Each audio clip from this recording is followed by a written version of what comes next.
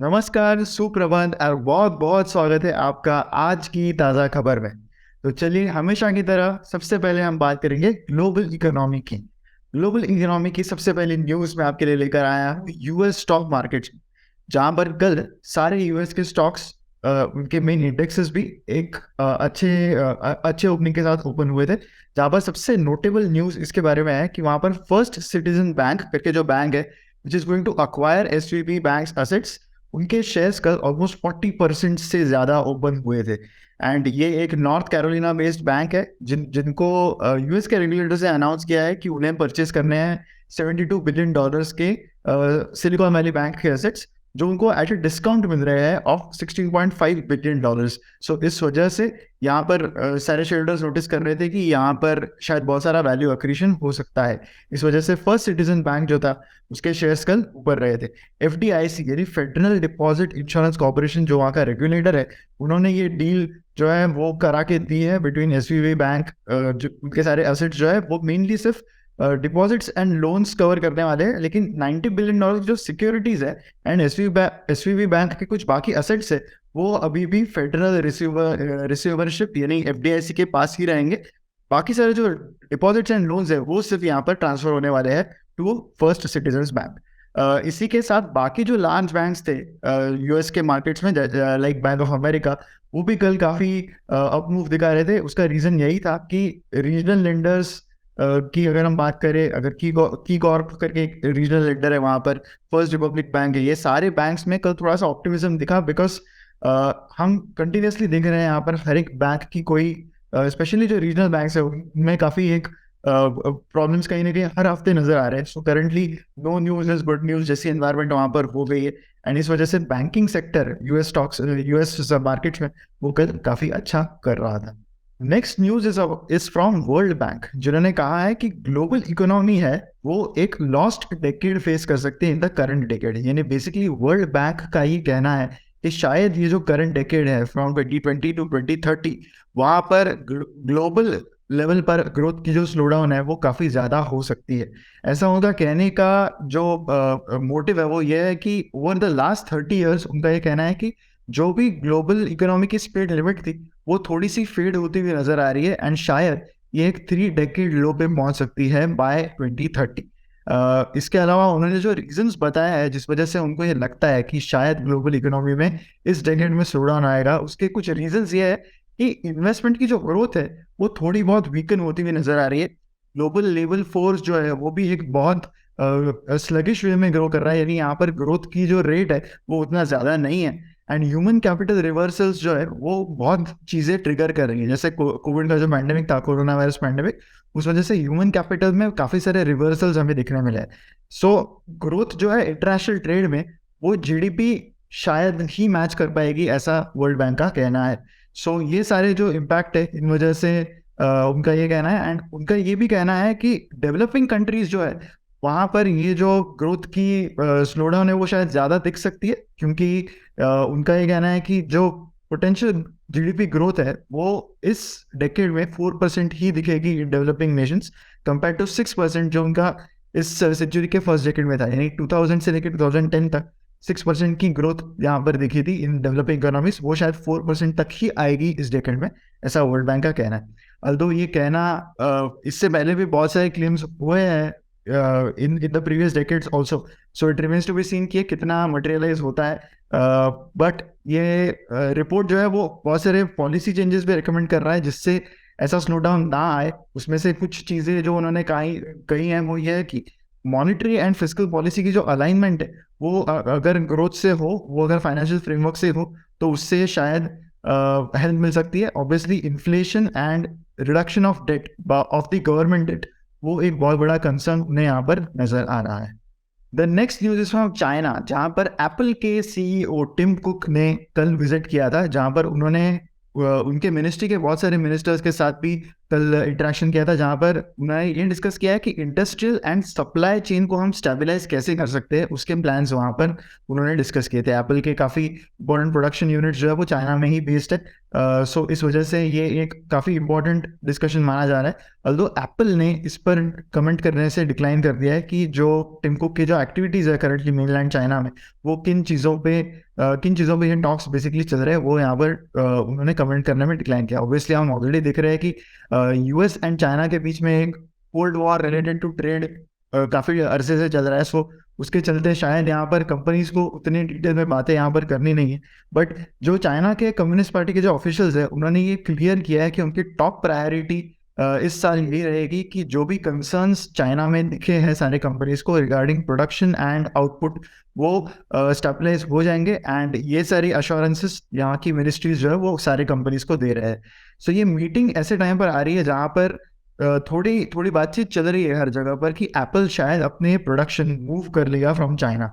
उनका एक major supplier जो है फॉक्सकॉन, उन्होंने ऑलरेडी प्लान्स यहाँ पर बनते हुए नजर आ रहे हैं, जहाँ पर वो एक बड़ी फैक्ट्री ओपन कर सकते हैं इन बेंगलुरु रीजन इन इंडिया। सो इसके चलते करंटली बहुत सारा अटेंशन इस बात पर है कि एप्पल एंड चाइना का आगे चल के कैसा रिलेशन रहेगा। चलिए अब बात करते हैं इंडियन इकोनॉमी की। यहाँ पर एक रिपोर्ट के मुताबिक फाइनेंस मिनिस्ट्री ने जो भी स्टेट रन बैंक्स है, स्टेट रन पीएसयू बैंक्स है, उनको कहा है कि उन्हें high quality savings and current accounts पर ज़्यादा फोकस करना है। रिसेंटली 2 दिन पहले फाइनेंस मिनिस्ट्री ने एक मीटिंग रखी थी with the state run banks, जहाँ पर उन्होंने यही कहा है कि उन्हें सारे बैंक्स को जो अपने डिपॉजिट्स है उसमें स्टिकीनेस इंश्योर करना है। यानी जो भी करंटली डिपॉजिट्स उनके बैंक्स में है वो चलते रहे, वो बने रहे, वो इंश्योर करने की नीड पीएसयू बैंक्स की तरफ से है, ऐसा मिनिस्ट्री ऑफ फाइनेंस का कहना है। मिनिस्ट्री ने ये भी कहा है कि गवर्नमेंट सिक्योरिटीज के जो शेयर्स है वो आरबीआई के एसएलआर रिक्वायरमेंट यानी स्टैट्यूटरी लिक्विडिटी रेशियो के रिक्वायरमेंट्स को अवॉइड करे। एंड ये बहुत बारीकी से मॉनिटर करने की ज़रूरत है, ऐसा गवर्नमेंट का कहना है। पीएसयू बैंक्स को यह भी कहा गया है कि उन्हें लेवरेज करनी होगी अपनी credit growth for higher share in quality advances. यानी जो भी क्रेडिट की ग्रोथ करंटली नजर आ रही है पीएसयू बैंक्स में, उससे जो एडवांसेस आएंगे बैंक में वो भी अच्छी क्वालिटी के हो एंड वो सस्टेनेबल वे में बहुत देर तक बने रहे, ये इंश्योर करने की ज़रूरत है। बैंक्स को ये भी कहा गया है कि उन्हें एक क्राइसिस रिस्पांस प्लेबुक बनानी होगी, विच इज़ बेसिकली कि हम करंटली देख रहे हैं यूएस मार्केट्स में क्या हो रहा है, यूरोपियन बैंक्स में क्या हो रहा है। सो यहाँ पर गवर्नमेंट का ये कहना है कि एक there is a need to create a standard operating procedure, जिससे सारा जो मॉनिटरिंग एंड प्रोविजनिंग होगा वो काफ़ी अच्छे से हो, स्पेशली प्लेज शेयर्स के बारे में यहाँ पर गवर्नमेंट ने काफ़ी इम्पॉर्टेंट यहाँ पर प्रोविजनिंग मेंटेन करने को कहा है। S&P का ये कहना है कि इंडिया का जो ग्रोथ फोरकास्ट है फॉर FY24 वो उन्होंने अनचेंज रखा है एट 6%। सो जीडीपी जो है इंडिया का वो S&P के मुताबिक एक्सपेक्टेड है कि FY24 में 6% से राइज होगा। एंड यही स्टांस उन्होंने पिछले कुछ महीने पहले भी रखा था। हालांकि FY25 एंड FY26 के लिए यहाँ पर S&P ने कहा है कि इंडिया का जीडीपी 7% से ग्रो हो सकता है। सो करंटली 6% का उनका प्रोजेक्शन है फॉर FY24, अगले 2 साल में 7% से होगा। एंड FY27 में उनका प्रोजेक्शन है कि 7.1 हो जाएगा। सो आगे के सालों में उन्होंने काफ़ी optimistic GDP growth rate projections यहाँ पर रखे हैं। एंड और ये रियल जीडीपी नंबर्स हैं, इसमें इन्फ्लेशन का इफेक्ट नहीं है। अगर हम नॉमिनल बेसिस पे यहाँ पर देखने जाए तो this will be somewhere around 10 to 12%। So that's a very healthy GDP growth considering what is the GDP target for other countries. अभी फिलहाल हम ग्लोबल इकोनॉमी में देख रहे हैं कि जो डेवलप्ड नेशंस है वो 1% जीडीपी ग्रोथ में भी फिलहाल स्ट्रगल कर रहे हैं। सो उस मुताबिक इंडिया का जीडीपी ग्रोथ अभी भी काफ़ी रोबस्ट यहाँ पर नजर आ रहा है। S&P का ये भी कहना है कि इंडिया का जो सीपीआई इंडेक्स है उसमें इन्फ्लेशन जो इन्फ्लेशन का लेवल है वो मॉडरेट होगा to somewhere around 5% in the fiscal year 2024। And यहाँ पर हो सकता है कि ये इन्फ्लेशन थोड़ा और भी बढ़ जाए, जो हो सकता है वेदर रिलेटेड इश्यूज की वजह से हो जाए। ऑलरेडी मॉनसून के बारे में प्रेडिक्शंस करंटली काफ़ी सोर्सेज से आ रहा है and it remains to be seen कि ये वेदर रिलेटेड चीज़ें जो है वो कितना इम्पैक्ट करते हैं इन्फ्लेशन को। The next news is from India's real estate market. ये जो 3 month पीरियड था फ्रॉम जनवरी टू मार्च 2023, उसमें इंडिया के हाउसिंग सेल्स एक डेकेड हाई पर पहुंच गए। यानी 10 years में सबसे हाई हाउसिंग सेल्स यहाँ पर दिखने मिले हैं। 1.13 lakh units of housing units यहाँ पर बेचे गए इन दिस 3 मंथ पीरियड। ये एनारॉक करके एक कंसल्टेंसी फर्म है, उनके एक रिपोर्ट के मुताबिक ये नंबर है for the top 7 cities in India. ये जो सिटीज है इसमें इंक्लूड होते हैं Pune, the national capital NCR region, Mumbai metropolitan region, Kolkata, Hyderabad, Chennai and Bengaluru. तो ये 7 सिटीज में मिला के 1.13 लाख यूनिट्स इस 3 मंथ पीरियड में ही बेचे गए। ऑल्दो यहाँ पर बहुत कंसर्निंग हेडविंड्स इस सेक्टर में जो है वो इसके है कि इन्फ्लेशन कंसर्न्स बहुत ज़्यादा बढ़ रहे हैं। सो ऑब्वियसली इससे लोगों के पास डिस्पोजेबल इनकम जो है वो यहाँ पर कम हो जाता है। एंड ऑब्वियसली हम ऑलरेडी देख रहे हैं कि सारे बैंक्स अपने बोरोइंग के जो रेट्स है वो कितने बढ़ा रहा है। सो इससे हाउसिंग लोन्स जो है वो और महंगे होते जाते हैं। लेकिन करंटली इन 3 मंथ्स में ये कोई ज़्यादा स्लो डाउन करता हुआ नज़र नहीं आ रहा है। हालांकि ये कंसर्न जो है वो आगे के क्वार्टर्स में अभी भी बने हैं। अगर हम बात करें हाई टिकट प्राइस्ड होम्स की, तो यहाँ पर सबसे ज़्यादा हाईएस्ट एवर सेल्स देखा गया है in the higher ticket price homes, यानी 1.5 करोड़ से ज़्यादा के अमाउंट के जो होम्स है वहाँ पर एक बहुत ही सिग्निफिकेंट डिमांड यहाँ पर इस क्वार्टर में देखा गया है। चलिए अब बात करते हैं कुछ कंपनी वाइज अपडेट्स की, जहाँ पर सबसे पहली न्यूज़ है about Indian oil corporation and BPCL, जिन्होंने एक्सीड किए हैं उनके capex targets for the FY23 fiscal year. अगर हम अप्रैल से स्टार्ट करें, अप्रैल से लेकर फरवरी तक इंडियन ऑयल कॉर्पोरेशन IOCL ने ₹31,800 करोड़ स्पेंड किया था इन ऑन केपेक्स। उनका टारगेट था लगभग 28,550 करोड़ का, सो उसको उन्होंने ऑलरेडी एक्सीड कर दिया। अगर हम बीपीसीएल की भी बात करें तो बीपीसीएल ने स्पेंड किया around 10,280 crore on capital requirements, जबकि उनका टारगेट था 10,000 करोड़ का। IOCL जो है, जो कंपनी का टॉप रिफाइनर है एंड फॉसिल फ्यूल रिटेलर है, उन्होंने जो भी स्पेंडिंग किया है वो बहुत वेराइटी ऑफ प्रोजेक्ट्स पे है, right from refinery and petrochemical expansion to enhancing natural gas infrastructure. So natural gas के इंफ्रास्ट्रक्चर में उन्होंने काफ़ी यहाँ पर केपेक्स यहाँ पर किया है। Fuel marketing and new pipelines को सेटअप करने में भी काफ़ी सारा खर्चा यहाँ पर IOCL ने किया है। IOCL का ये टारगेट है कि जो रिफाइनिंग कैपेसिटी है उनके कंपनी की वो एनहांस हो जाए to 107 million tons per annum by 2025, जो currently 70 million tons per annum है। अगर हम एक और स्ट्रीट रिटेलर की बात करें, that is GAIL gas authority of India limited, तो उन्होंने भी नेचुरल गैस का एक मार्केटर है एंड पाइपलाइन ऑपरेटर है, तो इन्होंने भी लगभग 7,200 करोड़ का केपेक्स किया है in the 11 month period from April to February. हालांकि इनका टारगेट था 7,500 करोड़ का। सो हम ऑलरेडी देख रहे हैं कि जो भी सारे जो स्ट्रीट ऑयल कंपनीज हैं जिन्होंने अपने capex targets start of the year में रखे थे, उन सब ने अपने टारगेट्स अचीव कर लिए। आगे चल के देखना होगा कि ये कंपनीज कैसी मैनेज होती है एंड वेदर जो उन्होंने कैपेसिटी एक्सपांशंस किए हैं, जो भी उनके कैपेसिटी टारगेट्स है वो कितने एफिशिएंटली अचीव कर पाते हैं। BMW प्लान कर रहा है to launch 19 car models in India in this year. 2023 में उनका ये टारगेट है कि इंडिया में 19 कार के मॉडल्स जो है वो लॉन्च हो जाए। उन्होंने ऑलरेडी डबल डिजिट ग्रोथ का यहाँ पर टारगेट यहाँ पर ऑलरेडी रख लिया है। सो ये जर्मन ऑटो कार मेकर है BMW, जिन्होंने 19 कार मॉडल्स, इसके अलावा उन्होंने 3 टू व्हीलर के मॉडल्स भी इंट्रोड्यूस करने का प्लान यहाँ पर रखा है। इसमें जो 19 कार मॉडल्स है उसमें ऑलरेडी इलेक्ट्रिक व्हीकल्स की भी उन्होंने प्रोविजन कर रखे हैं कि इलेक्ट्रिक व्हीकल्स को भी यहाँ पर काफ़ी एग्रेसिवली उनका लाने का प्लान है। 2023 कंपनी के लिए इंडिया में बेस्ट ईयर हो सकता है अगर जो टारगेट्स है वो यहाँ पर अचीव हो। कंपनी का ये भी टारगेट है कि इलेक्ट्रिक व्हीकल्स जो है वो 15% ऑफ ओवरऑल सेल्स के को अकाउंट कर पाए इन द ईयर 2023।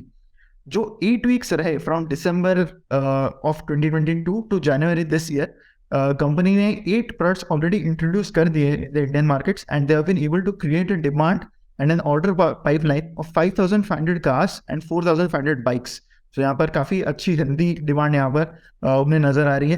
कंपनी ने ये भी कहा है कि प्रीमियम कार्स की जो डिमांड है वो कंट्री में ऑलरेडी ऑन राइज है। सो हमने ऑलरेडी पहली न्यूज़ में ये देखा कि हाई टिकट साइज के होम्स आर ऑन राइज। यहाँ पर हम देख रहे हैं कि हाई प्रीमियम कार जो है वो भी आर ऑन राइज। हम ऑलरेडी देख रहे हैं कि कहाँ से मैक्सिमम डिमांड आ रही है, which income level is catering to maximum demand currently. अगर हम कंपनी के लास्ट ईयर की बात करें, BMW के लिए 2022 ईयर की बात करें, तो यहाँ पर कंपनी के जो कार सेल्स थे they grew by 35% in the year 2022 and company ने अराउंड 11,981 कार्स बेचे in India in the year 2022। Mamaearth ने डिनाई किए हैं रूमर्स ऑफ आईपीओ विड्रॉल। कल सुबह एक न्यूज आई थी कि मामा अर्थ जो है वो अपने आईपीओ को विड्रॉ कर रहा है considering the market conditions and volatility in the markets. लेकिन उनके जो सीईओ है उन्होंने आगे चल के लेटर इन द डे ये रिस्पॉन्ड किया है कि ये सारे जो क्लेम्स है वो बेसलेस है एंड उनका ये कहना है कि Mamaearth is going to proceed with the IPO. उनका ये एक्सपेक्टेशन है कि अगले मंथ तक सेबी से अप्रूवल आ जाएगा, जिसके बाद कंपनी को 12 मंथ्स का पीरियड मिलेगा टू ब्रिंग देयर आईपीओ। सो उसमें अगर कंपनी अपने फाइलिंग्स कर देता है तो company can bring their IPO here. इसके पहले भी दिसंबर 2022 में ही कंपनी ने आईपीओ डॉक्यूमेंट्स फाइल कर दिए थे एंड उसके बाद से ही कुछ रिपोर्ट्स थे कि शायद कंपनी को अपने आईपीओ के जो डॉक्यूमेंट्स है वो फाइल करना डिले करना पड़ सकता है, बिकॉज मार्केट में करंटली फेवरेबल कंडीशंस नहीं थे फॉर स्पेशली फॉर कंपनीज जिनके पास प्रॉफिट्स करंटली नहीं है। एंड ऐसे ही जो भी कंपनीज थे जहाँ पर कैश फ्लो नहीं है, प्रॉफिट नहीं है, वहाँ पर इन कंपनीज को मार्केट काफ़ी हेवीली पनिश कर रहा था।